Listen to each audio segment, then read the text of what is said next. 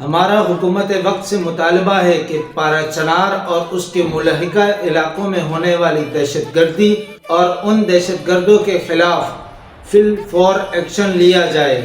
اتنی بڑی تعداد میں ایک علاقے میں اسلحہ موجود ہے لیکن ان پر آپریشن نہیں کیا جا رہا، اس علاقے کو اسلحے سے پاک نہیں کیا جا رہا۔ یہ بات سمجھ میں نہیں آتی۔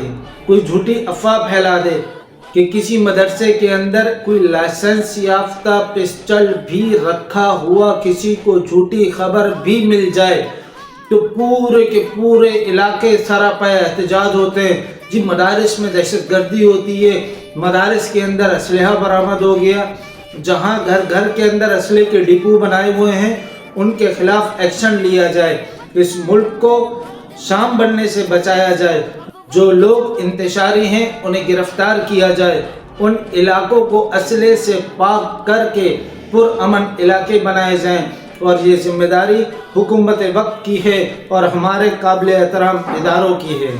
جن علاقوں کے اندر یہ دہشت گردی ہو رہی ہے، ایسا نہ ہو کہ ان انتشاری لوگوں کی وجہ سے پورے ملک کے اندر یہ فرقہ واریت کی آگ پھیلے۔ ہم لوگ پہلے بھی فرقہ واریت کے مخالف تھے، آج بھی فرقہ واریت کے مخالف ہیں۔ قتل، ظلم اور ناانصافی کرنے کے بعد سینہ پیٹ کر اپنے آپ کو مظلوم ثابت کرنے کا رواج اب ختم ہو جانا چاہیے۔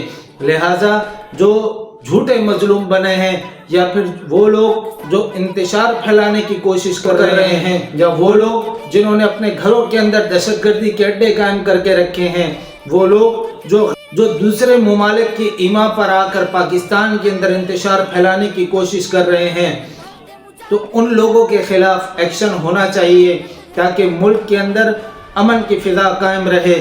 بڑی مشکل سے ہمارا ملک کامیابی کے راستے پر چلا ہے، لیکن بیرونی قوتیں ان انتشاریوں کی وجہ سے پھر اس کو ڈس اسٹیبلائز کرنے کی کوشش کر رہی ہیں۔